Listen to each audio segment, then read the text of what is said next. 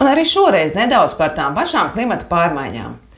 Par cik tas nu reiz ir bubulis, ar ko var biedēt cilvēkus faktiski bezgalīgi, un reizē pelnīt lielu naudu, īstenot totālo kontroli un uz tā pamata censties ieviest jauno pasaules kārtību. Tad šī tēma ir un būs aktuāla vēl ilgi. Joprojām varam lasīt apokaliptiskus un pilnīgi absurdus rakstus arī mūsu dzeltenajā presē. Piemēram par to, ka cilvēki esot zaudējuši kontroli pār klimatu un viss ir zudis. Ledāji kūst un visi mirst globālā karstuma Cerbera ellē. Apmēram tādi tie virsraksti ir, un laikam jo stulbāk, jo labāk. Citādi kāds tiešām tam var noticēt. To viņi dara jau pēdējos gadus 50, un nekas nav noticis. Tāpat laikā esam jau pieminējuši to, ka, lai gan cilvēks principā klimatu par lielam ietekmēt nevar, vismaz ne tādā veidā, kā to mums cenšas iestāstīt globālisti, aicinot ierobežot visu iespējamo un vispār nedzimt. Taču tajā pašā laikā centieni kaut ko tomēr kontrolēt ir tikpat seni kā pati cilvēce. Bija sižets par tā saukto ģeoinženēriju, kas ir milzu biznesa un gaisā tiek kaisīta ķīmija, lai izsauktu vai novērstu nokrišņus, veidotu mākslīgu klimatu kā Dubajā un pat aizsegtu sauli, ko plāno jau daudzkārt minētais psihopāts Bills. Bet šoreiz mūsu rīcībā ir kāds interesants dokuments no tālā 96. gada.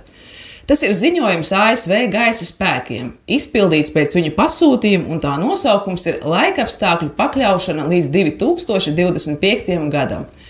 Tas faktiski ir metožu un tehnoloģiju apraksts, kā ASV militāristiem sasniegt kontroli pār klimatu, manipulēt ar to, izraisīt mākslīgus laikapstākļus un izmainīt esošos. Tam pamatā ir planetāra mēroga elektroniskais tīklojums, kas ļauj nepārtraukti mērīt un izsekot laika apstākļus reālajā laikā ar augstu datu pārraides ātrumu, kas sevī ietver meteoroloģiskos, okeanogrāfiskos un citus datus. Tie ir sensori augsnē, ūdenī, kosmosā, bāzes stacijas un satelīti. Un otra daļa ir mehānismi, kā ietekmēt laika apstākļus. To var izdarīt vai no ar enerģētisku iedarbību, vai ar dažādām ķimikālijām. Ir teikts, ka daudzas no šīm tehnoloģijām jau toreiz ir izstrādātas, un šis projekts ir tuvāk realizācijai, kā varētu domāt. Nu jā, jau sen ir HAARP, tagad ir arī CERN, virs kura nemitīgi veidojas dažādas anomālijas, virpuļi un kaut kādi portāli. Arī ķimikāliju pielietošanā ASV speciālistiem ir pieredze. Vietnamas kara laikā tika intensīvi kaisīts Agent Orange, lai saindētu džungļus, kas turpmākajās 10 gadēs izraisīja masveida izkropļotu bērnu dzimšanu attiecīgajos reģionos. Dažiem vēl joprojām liekas, ka ķīmiskās trases ir sazvērstība. Tad iepazīstieties ar šo ziņojumu, jo šīs metodas vēl nav nekas īpašs. Nākamais solis attīstībā ir karbona putekļu kaisīšana debesīs, ko veic radariem neredzami droni. Tas ir paredzēts lietus mākoņa radīšanai un lietusgāžu reakcijas izsaukšanai. Respektīvi, ja nepieciešams apludināt kādu teritoriju vai noslīdzināt ražu, tad lūk, kā to dara. Tālāk aplūkoti veidi, kā izkliedēt miglu. Tā vislabākais veids ir mikroviļņi, atmosfēras uzkarsēšana ar tiem. Ir aplūkoti arī eksperimenti, kā ar dažādu gudro materiālu, jeb nanotehnoloģiju palīdzību, var miglu pēc vajadzības arī ģenerēt. Tiek runāts arī par ļoti daudzsološām tehnoloģijām vētra modifikācijā, mākslīgās elektriskās izlādes, jeb zibeņi, vētru radīšana, novēršana un virzīšana pareizajā virzienā. Tiek atzīts, ka šī sadaļa ir pati bīstamākā iejaukšanās dabas procesos, taču militāristiem tas netraucē tādus eksperimentus veikt. Jāķers klāt arī Zemes ionosfērai. Ar mikroviļņu, radioviļņu, lāzeru, ķimikāliju un nanotehnoloģiju palīdzību nepieciešams veikt arī izmaiņas tajā. Veidot kaut kādus spoguļus, kuri savukārt paplašina komunikāciju iespējas un tā tālāk. Un visbeidzot tiek piedāvāta vīzija, kā darbojas mākslīgais klimats. Tie ir no mikroskopiskām daļiņām sastāvoši mākslīgie mākoņi, kas savā starpā komunicē, veido mākslīgos zibeņus un tā tālāk. Pilots sēžot kabīnē var pats simulēt vajadzīgos laika apstākļus, kādi nepieciešami kara darbībai. Tas apmēram īsumā par to, ko var izlasīt šajā ziņojumā un līdz kam cilvēks savā neprātā ir spējīgi aizdomāties. Taču pievērsīsim uzmanību tam, ka tas viss tika uzrakstīts vēl 96. gadā. Tad pasaulē tikko parādījās pirmais internets un Latvijā tikko sāka darboties pirmie mobīlie sakari.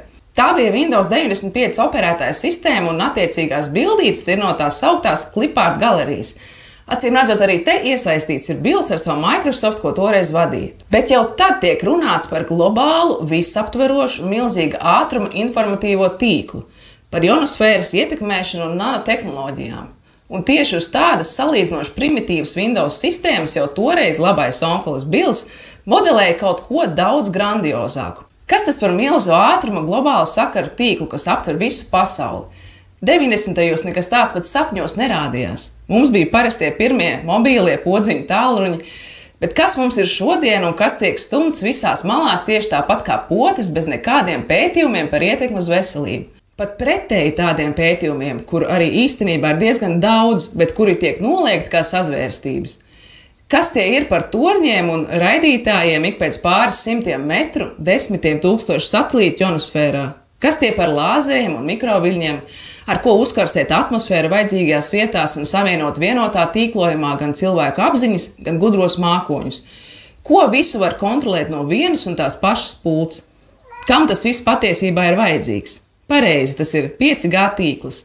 Bet tā taču ir tikai nekaitīga izklaide un ātrākas spēlītes, vai ne? Jā, tikai tās ir spēlītes ar cilvēkiem, apziņām un visas planētas klimatu.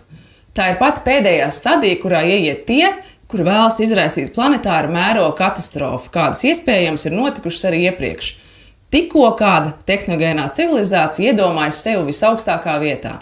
Bet saprātīgie ļaudis uzreiz saprata, ka 5G ir nekas cits kā militāra tehnoloģija, un ne jau cilvēkiem to vajag, bet tiem, kas vēlas mūs kontrolēt. Protams, atkal cenzūra un sazvērstības. Tā ir dzīve pasaulē, kurā vispār nav nekā īsta. Pat klimats ir mākslīgs.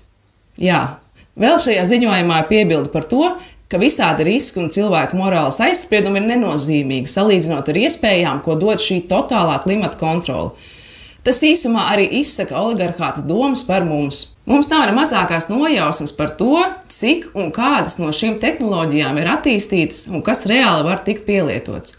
Bet varbūt, ka tieši tas ir izskaidrojums tam, kāpēc pasaulē vietām ar klimatu notiek dīvainas lietas, kas nešķiet īsti dabiskas. Nekas taču nestrādā labāk, kā izraisīt mākslīgu klimata katastrofu un tad realizēt savus nodomus, vainojot tajā cilvēku parasto un viņa ikdienas dzīvi. Katrā ziņā tehnoloģijas tam visam viņiem acīm redzami ir, un tas ir daudz kas vairāk nekā parastās ķīmiskās trases, kas joprojām skaitās absolūta sazvērstība.